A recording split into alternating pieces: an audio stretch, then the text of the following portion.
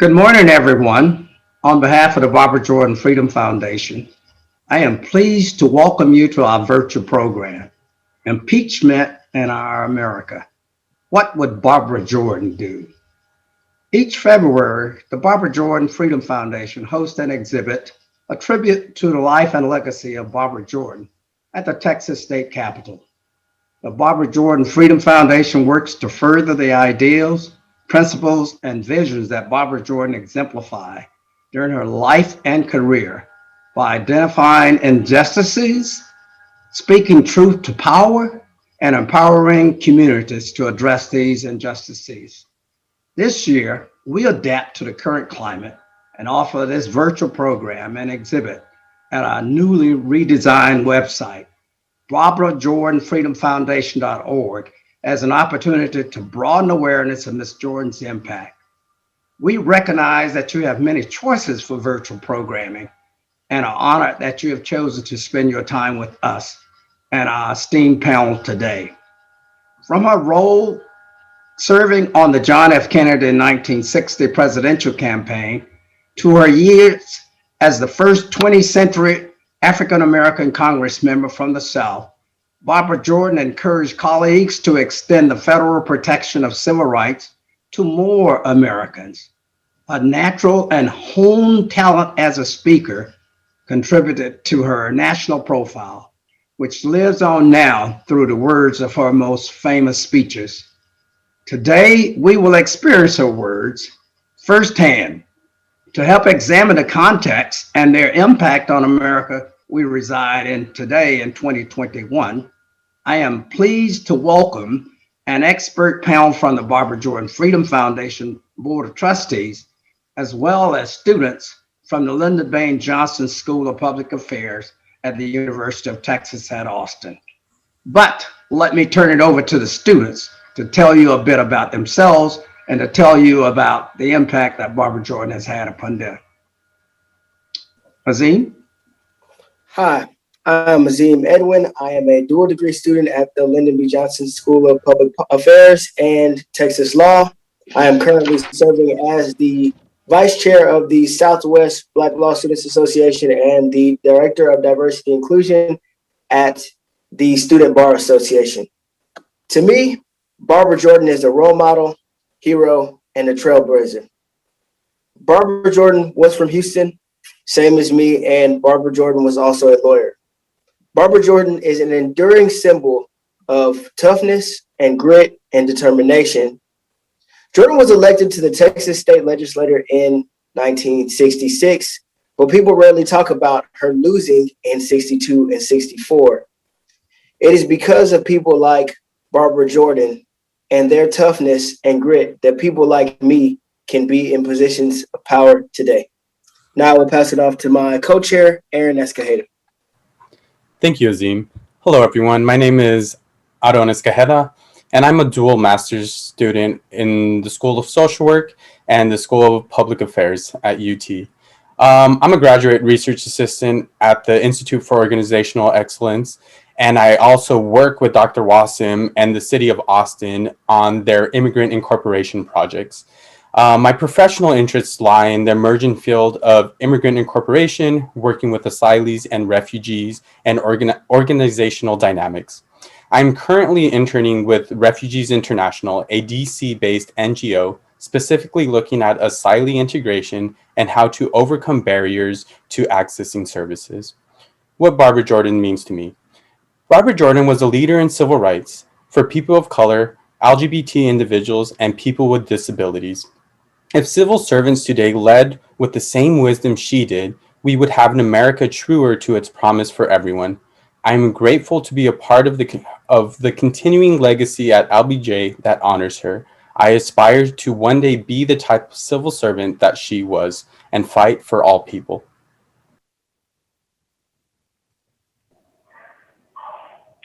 Thank you, Aaron. Good morning, everybody. My name is Claudia Sandoval, and I am currently a full-time graduate student pursuing a Master's of Public Affairs at the UT LBJ School. My previous experience in technology and government has led to an interest in how urban innovation can increase equity in our communities. I am currently a fellow with the National Development Council, working on projects that involve economic and community development, as well as affordable housing and small business recovery due to the COVID-19 pandemic. And I'm also a proud fellow at the Center for the Study of Race and Democracy. Barbara Jordan, to me, was a warrior for justice and continues to inspire us in our communities, and me specifically, to take that mantle in my own community to fulfill America's promise. Her unyielding advocacy for civil rights, women's rights, and overall human rights is an inspiration to me to continue following that North Star that will really help us build a better nation for everyone, especially the most marginalized. And now I have the pleasure of introducing our speaker, Dr. Peniel Joseph. Dr. Joseph holds a joint professorship appointment at the LBJ School of Public Affairs and the History Department in the College of Liberal Arts at the University of Texas at Austin. He is also a founding director of the LBJ School's Center for the Study of Race and Democracy. His career focus has been on Black Power studies, which encompasses interdisciplinary fields such as Africana studies, law and society, women's and ethnic studies, and political science. Prior to joining the UT faculty, Dr. Joseph was a professor at Tufts University, where he founded the School Center for the Study of Race and Democracy to promote engaged research and scholarship focused on the ways and issues of race and democracy affect how they affect people's lives. In addition to being a frequent commentator on issues of race, democracy, and civil rights, Dr. Joseph's most recent book is The Sword and the Shield: The Revolutionary Lives of Malcolm X and Martin Luther King Jr. He also wrote the award-winning books Waiting Till the Midnight Hour, A Narrative History of Black Power in America, and Dark Days, Bright Nights, From Black Power to Barack Obama. His book, Stokely, A Life, has been called the definitive biography of Stokely Carmichael, the man who popularized the phrase Black Power. Included among Joseph's other book credits is the editing of The Black Power Movement, Rethinking the Civil Rights, Black Power Era, and Neighborhood Rebels, Black Power at the Local Level. Dr. Joseph, we're honored to have you with us today for such an important discussion of the past, present, and future of civil rights and liberties in the United States. Thank you, Claudia. I'm also the proud holder of the Barbara Jordan Chair in Political Values and Ethics at the LBJ School of Public Affairs. And, you know, briefly, what Barbara Jordan means to me, I really want to just amplify the eloquence of the students and what Sam was saying. She really reflects the possibilities of American democracy when racial justice is centered, when racial justice is the beating heart of that democracy. When we think about the fact that she's the first Black person to be elected to the Texas State Senate since 1883, when she was elected in 1966, it really shows you her faith in democratic processes if they were anti-racist. It's the same thing in the House of Representatives. One of her biggest legislative accomplishments is she co-sponsored the 1975 extension of the Voting Rights Act. And in co-sponsoring it, she actually extended the meaning of voting rights in America forever, because she included minority language speakers within the context of the VRA. And once she did that, the VRA was extended to the state of Texas. It was extended to the Southwest. The federal government had to provide dual language speakers with access to vote who were citizens. And that's all because of Barbara Jordan.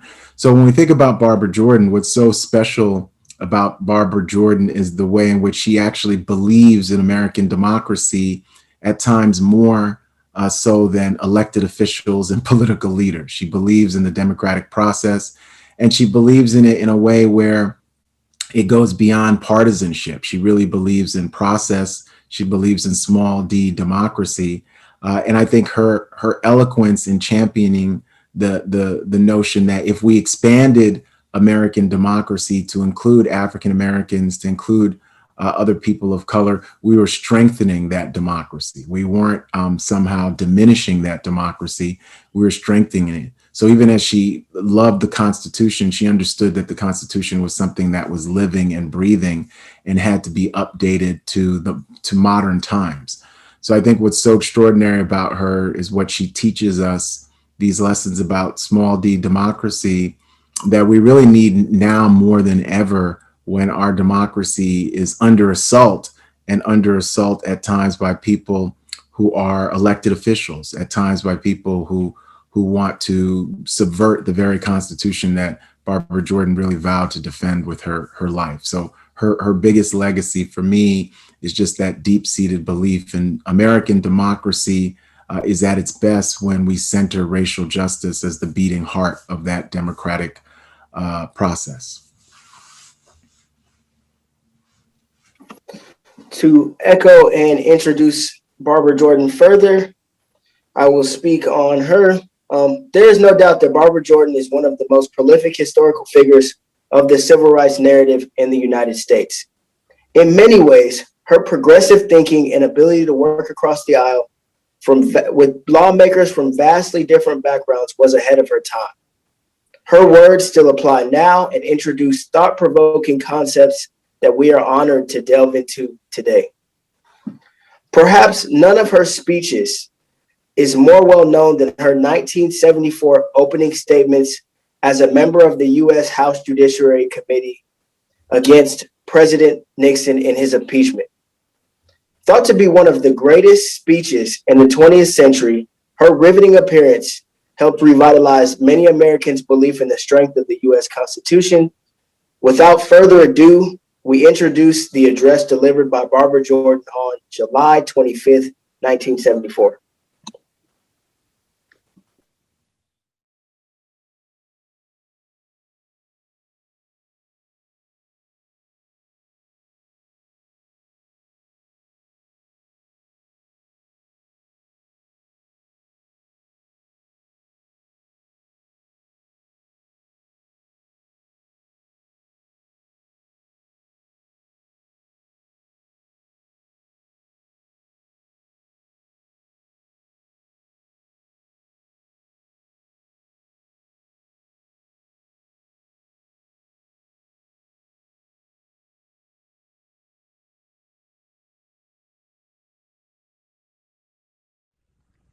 Today I am an inquisitor, and hyperbole would not be fictional and would not overstate the solemnness that I feel right now. My faith in the Constitution is whole, it is complete, it is total. And I am not going to sit here and be an idle spectator to the diminution, the subversion, the destruction of the Constitution. Who can so properly be the inquisitors for the nation as the representatives of the nation themselves? The subjects of its jurisdiction are those offenses which proceed from the misconduct of public men, and that's what we're talking about. In other words, from the abuse or violation of some public trust. It is wrong, I suggest, it is a misreading of the Constitution for any member here to assert that for a member to vote for an article of impeachment means that that member must be convinced that the president should be removed from office. The Constitution doesn't say that.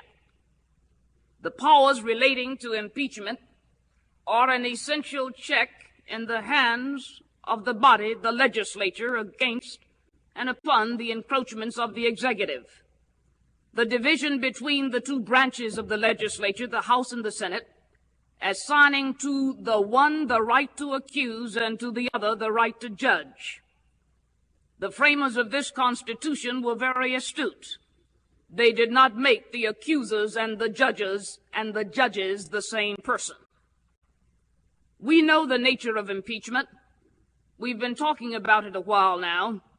It is chiefly designed for the president and his high ministers to somehow be called into account. It is designed to bridle the executive if he engages in excesses. It is designed as a method of national inquest into the conduct of public men. The framers confided in the Congress the power, if need be, to remove the president in order to strike a delicate balance between a president swollen with power and grown tyrannical and preservation of the independence of the executive. The nature of impeachment, a narrowly channeled exception to the separation of powers maxim. The Federal Convention of 1787 said that. It limited impeachment to high crimes and misdemeanors and discounted and opposed the term maladministration. It is to be used only for great misdemeanors, so it was said in the North Carolina Ratification Convention. And in the Virginia Ratification Convention, we do not trust our liberty to a particular branch. We need one branch to check the other. No one need be afraid. The North Carolina Ratification Convention, no one need be afraid that officers who commit oppression will pass with immunity. Prosecutions of impeachments will seldom fail to agitate the passions of the whole community, said Hamilton in the Federalist Papers, number 65. We divide into parties, more or less friendly or inimical to the accused. I do not mean political parties in that sense. The drawing of political lines goes to the motivation behind impeachment. But impeachment must proceed within the confines of the constitutional term high crime and misdemeanors.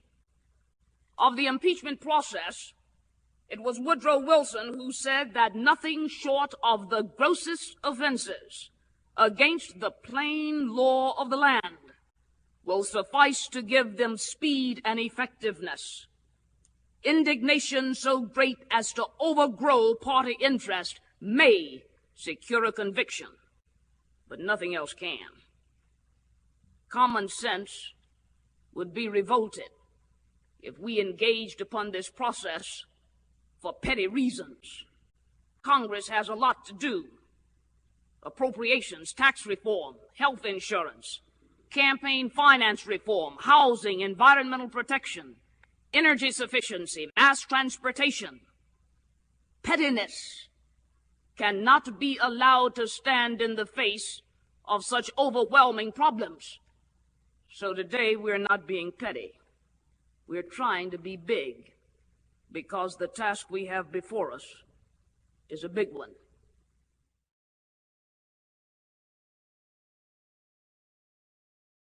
Wow. What a great speech. Dr. Joseph, thank you so much for your initial remarks. And as public affairs students, we aim to influence policy through data, through evidence-based practices and facts. We hope to keep out the pettiness that Barbara Jordan spoke about in her speech. And this leads me to our first question. We know that Barbara Jordan's 1974 speech marked a turning point in the Watergate scandal. With the second impeachment of Donald Trump so fresh in our minds, can you identify anything that could be seen as a similar turning point? Or was there political pettiness to it? Or was some kind of justice brought forth through these proceedings? Well, Aaron, I think that's a great question. I think, I think what's so remarkable about Barbara Jordan's 1974 House Judiciary statement is that really articles of impeachment, the House had not yet voted on articles of impeachment. Impeachment was probably going to happen. And when we think about what impeachment is, it's the House that is the accuser and the Senate is going to be the judge. In the context of 1974, it's highly probable that if articles of impeachment were passed, that the Senate in 1974 would have found Richard Nixon guilty of high crimes and misdemeanors, and he would have been the first president successfully impeached. I think what's remarkable is that Barbara Jordan's speech was so effective. This is July 25th. By August 9th, a little more than 2 weeks later, the president resigned, still the only president who ever resigned. I think when we think about the impeachments in American history, we start with Andrew Johnson, who was impeached by House of Representatives in 1868, who felt that he was trying to push back and undermine Reconstruction. He was acquitted in the Senate by only 1 vote, so he's still the president who has come the closest to actually be impeached. Bill Clinton was impeached in 1998 in the context of the Monica Lewinsky scandal, but he was not successfully. He was acquitted in the Senate. And certainly Donald J. Trump was impeached twice. I think the first time when we think about Russia and collusion, and in the second, it was on 1 article of insurrection. I think the second impeachment is really important, and I think Barbara Jordan would have agreed that it was important, and it wasn't petty because of process. I think what's so important about her speech and the excerpt that we got is that what she's interested in is in process. She's saying that because of the Constitution and because process matters, we have to rise above pettiness. What she means by pettiness here is partisanship. She's saying that Richard Nixon, whether you are a Democrat or Republican, has violated the public trust, and he must stand trial. And one thing that she says, I think that's very important there, she says that the Constitution ensures that those who accuse are not the judges. So the House of Representatives accuses, and the Senate is the judge. So when we think about the Congress has 2 separate branches, House of Representatives and the Senate. And when we think about the way in which the government is set up, we've got the Congress with 2 separate branches, a chief executive, which is President of the United States, but also a Supreme Court, right? And what she says there, and I think it's remarkable, that the framers tried to set up a form of government that would have checks and balances, where there wouldn't be one body of government that was in charge. But that would only work if people thought about beyond partisanship. So I think what's so important for us in 2021, when we look at the second impeachment trial of the president who was acquitted, there was about 56 senators who voted, 56 senators who voted to convict, is the fact that the process was very important. Some people felt that the second impeachment never should have happened because people knew or greatly suspected the Senate would not convict the president. But the process was important. The fact that there was a riot at the Capitol on January 6th of this year, that the president of the United States greatly, his rhetoric was key to making that happen. That charge of insurrection in terms of process really should have been leveled against the president. So I think that Barbara Jordan, really in this case, she believed in process, and it's important for us to think about how do we get back to a country where we are interested in process, and both sides think about process and enter process in good faith. So since 1974, this is 57 years ago, part of the diminution of the Constitution, and I'm using Barbara Jordan's language here, where she said she didn't want to be a part of the diminution of the Constitution, has been the hyper-partisanship and the fact that we no longer enter into democratic processes. And this includes our national elections. This includes the confirmations of cabinet members. This includes the confirmation of Supreme Court justices. We no longer enter into these processes with good faith on each side, even if there are political disagreements. And that's what the founders wanted. So again, the Senate, advise and consent, is not supposed to mean that you can prevent the confirmation of a duly elected president's cabinet, but it has become that, right? And even when we think about our Supreme Court justices, by 2016, after Justice Scalia passed away tragically, the fact that you could have a Senate that doesn't allow Merrick Garland to get a hearing, so that the Republican Party, in effect, could pack the court 6-3 with Justice Amy Coney Barrett. There's bad faith. In 2016, the Senate Majority Leader said the people should decide who's going to become the next Supreme Court justice. By 2020, after Ruth Bader Ginsburg passed away tragically, they did the Supreme Court confirmation hearings in 8 days. So what you're seeing is that there's bad faith. And I think what's remarkable for Barbara Jordan, I'm 100% convinced, would have voted to have articles of impeachment for a Democratic president if that Democratic president had committed high crimes and misdemeanors. Barbara Jordan was not interested in partisanship.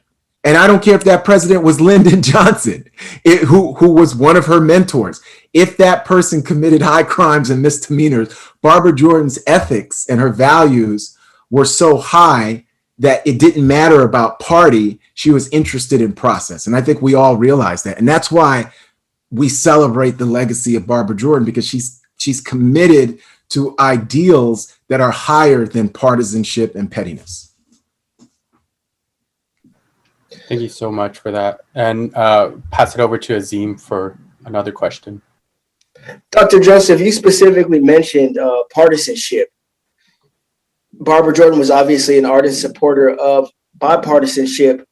What do you think politicians can explicitly do to get back to that type of bipartisanship? And can we even go back? I think we're going to have to. I think in the short term, Azeem, it doesn't look good. But I think for the long-term health of our democracy, there's a few things. The easy fix is going to be campaign finance reform, ending gerrymandering, and voting rights for all. Because one, campaign finance reform would end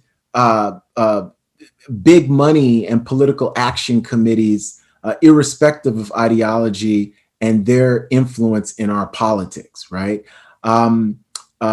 Two, gerrymandering would transform congressional districts in the House of Representatives in ways that instead of having districts that are 90% one way, we'd have districts that are a mix and a multitude of different perspectives: Republican, Independent, Democrat, Libertarian, Social Democratic, and the candidate that would get 50.1% of those kind of districts would have to be a more moderate candidate. So the reason why you have such extremism in our politics is because of the way in which gerrymandering has really transformed the House of Representatives, and so has so has Citizens United. And the lack of campaign finance. And remember, Barbara Jordan mentioned campaign finance reform there, July 25th, 1974. By 1974 and 75, 76, in the wake of Watergate, we had much stricter campaign finance reform to try to end big money in politics. And by the 1980s, 90s, and 2000s, that ends, and we've gone back to where big money actually controls our politics. And then finally, voting rights. You know, Azeem, voting rights are the cornerstone. I think I would argue with anybody that Barbara Jordan's biggest legacy is one of voting rights. Like, Barbara Jordan's biggest legacy is the fact that not only is she a champion of voting rights, but she passes some of the most progressive voting rights legislation in the history of the Republic. That's Barbara Jordan's legacy, right? And so when we think about voting rights, if we could pass right now a John R. Lewis, Barbara Jordan Voting Rights Act, where every American citizen could vote, and that we want them to vote. We register high schoolers to vote. We have same-day voting registration. We want people to be able to exercise the franchise. The cornerstone of our democracy is voting rights. And so those three things, if we had more people who could vote, if we had districts that are less of one thing, and we take big money out of politics, we would have what a lot of people always say: they want compromise, they want moderation. The way you get compromise and moderation and you mold consensus is not by excluding people and marginalizing and punishing people. It's the exact opposite. And it's not by siloing Republicans and Democrats and independents and Latinos and Blacks in one area. We need diversity and representation. So we need Latinx representatives, Black representatives, Muslim, Indigenous. But you would say the bulk of the House of Representatives would be folks who are, a third, and trying to get that middle that way, right?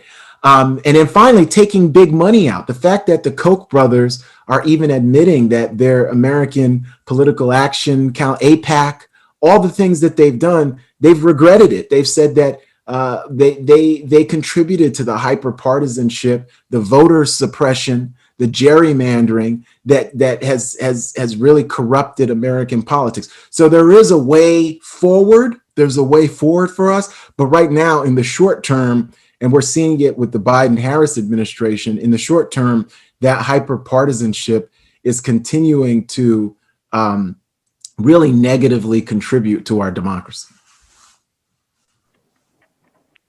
Thank you, Dr. Joseph. I'm going to touch a little bit on that, the focus on process. Again, going back to that, Barbara Jordan said that powers relating to impeachment are an essential check in the hands of the legislature against encroachments of the executive, but that it doesn't mean that that does not mean that that person needs to be removed from office necessarily. So in the case of Donald Trump's impeachment, do you believe that calling him into question was an effective tool? And what, if at all, can be done to help the rest of the country understand the importance of this process of accountability? Yeah, I think the process is really, really important. I think that it is an effective tool, impeachment, even as we've never had a president successfully impeached. It's a tool because it's public education. It lets people know something bad is happening. But I think that part of what the problem that we face as a republic, as a democracy, is that the pettiness that Barbara Jordan talked about has really overwhelmed our processes, the pettiness, So we think about whether it's the Supreme Court, whether it's people's cabinet officials, whether it's heads of different agencies. We've lost a good faith collaboration and negotiation around process. So what we do is we have Democratic and Republican parties who are really hyper-partisan, who are much less interested in process than outcome, right? As we've seen, especially with the last, say, 2 decades, right? But we saw it even before that. People can say it goes back to 1994 and Newt Gingrich. People can say it goes back to 74 and the Watergate hearings. We've lost the ability to negotiate in good faith despite political disagreements. We can go back to Abraham Lincoln, who calls us to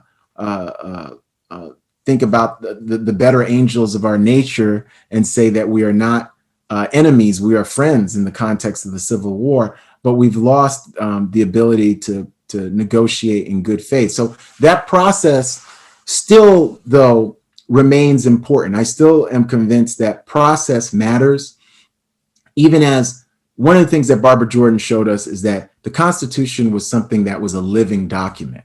So we need to modernize the Constitution. When we think about the 13th, 14th, and 15th Amendments, those are the cornerstones of a new birth of American freedom. But the Constitution, the Equal Rights Amendment, which still has not yet been passed, we need to update the Constitution for the United States of America that we have now, and not the United States of America that was in the past. So part of the when we think about this second impeachment, it really is a clash between those who want to take us back in a negative way. We think about make America great again. And what does that mean for Black people? What does that mean for women? What does that mean for Indigenous people? Make America great again. And those who want to update the Constitution and say, well, what about, people like Dolores Huerta or Norma Cantu, or the Castro brothers, Joaquin and Julian? How do they represent a different America? Michelle Obama and Barack Obama. So I am convinced process matters, but what we have to do is utilize the disappointments of American democracy as a teachable moment. This idea that we can actually achieve a different, more expansively diverse and inclusive country than we've ever imagined before, but we have to be dedicated to process, and we have to defend process irrespective of our partisanship. And that's hard. That's hard. You know, John McCain, who's a Republican, had a great line when he would say country first, that he wasn't interested in party. He was actually interested in his country, the United States. So even if you disagree with John McCain, I agree with the ideal of country first, right? So whether you're a Democrat or Republican, the idea that process matters,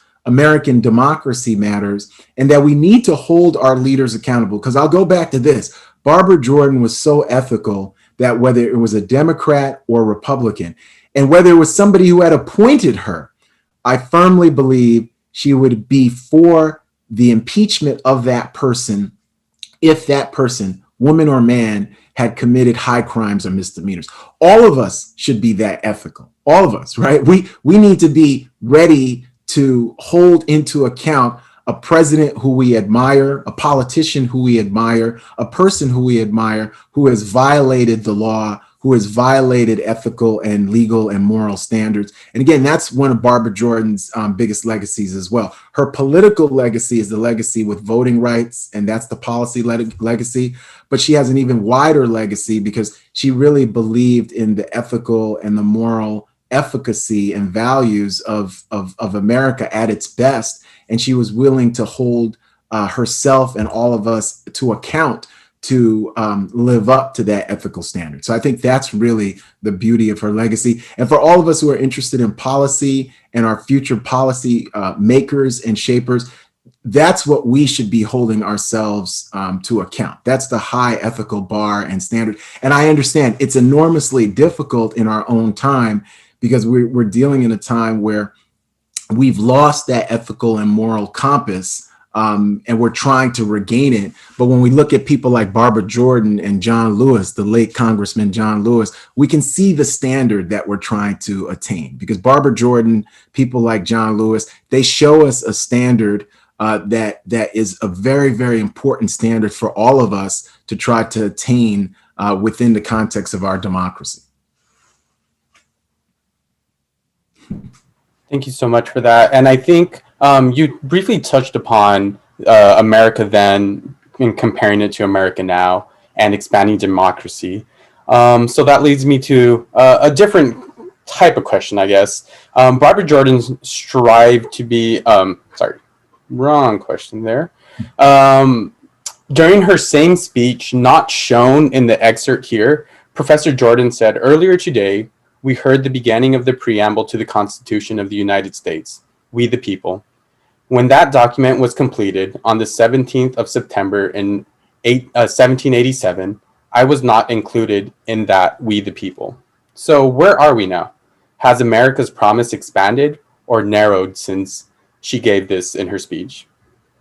You know, I think the promise has both expanded and contracted. And I think that as a student of American history, we should not be surprised. We always, as a nation, live in eras where there are striking juxtapositions of slavery and freedom, voting suppression and women's rights to vote, great racial and economic and gender progress, and also real setbacks. So I would say that in the last 57 years, we've seen tremendous progress at various points with the most Black and Latinx elected officials in American history and indigenous elected officials, both at the federal level, but also the state and local level. We've seen more successful people of color in business and technology and culture and politics than ever in the history of the Republic. And at the same time, we've seen assaults against immigrants, against Muslims, against women. We've seen the rise of mass incarceration and the growth of the wealth gap and the income gap. We've seen thousands of new policies ushered in that contribute and amplify racial disparities. And we've definitely seen that during the COVID-19 crisis. So we've seen both. We've seen really both. We've seen the first Black president of the United States and the first Black first lady elected in 2008 and win 2 terms. But we've also seen the rise of hate groups, the rise of voting suppression, the rise of racial violence and white nationalism and white supremacy. And then finally, when we think about this last year's racial and political reckoning, we saw the most racially divisive election in American history. But we also saw the election of the first Black woman and Black South Asian woman vice president in American history. These are all things that are hugely remarkable. And I'll close, Aaron, by saying historians are going to talk a lot about the 3 Wednesdays in January of 2021. And I want to talk about them too, but I want to talk about the Tuesday as well. So the 3 Wednesdays were January 6th, the riot at the Capitol that left 5 people dead. January 13th, the beginning of the second impeachment of President Trump. And then January 20th, the inauguration of Joe Biden and Kamala Harris, the 46th president of the United States, 48th vice president in American history. But January 5th is really equally important. January 5th, the great state of Georgia, the Peach State, where Sam is from. January 5th, that Tuesday, the first Black person ever elected to the U.S. Senate from the state of Georgia, Reverend Raphael Warnock, was elected. And this is hugely important. He is the pastor of Ebenezer Baptist Church, which was the church of Dr. Martin Luther King Jr. And to have the first Black senator elected from the state of Georgia, which in 1915, Stone Mountain, Georgia, is the site of the rebirth of the Klan, the Ku Klux Klan in Georgia. To have that is an extraordinary sign of progress. And not only that, not only is Raphael Warnock elected, but 33-year-old John Ossoff, a Jewish American, elected alongside of him.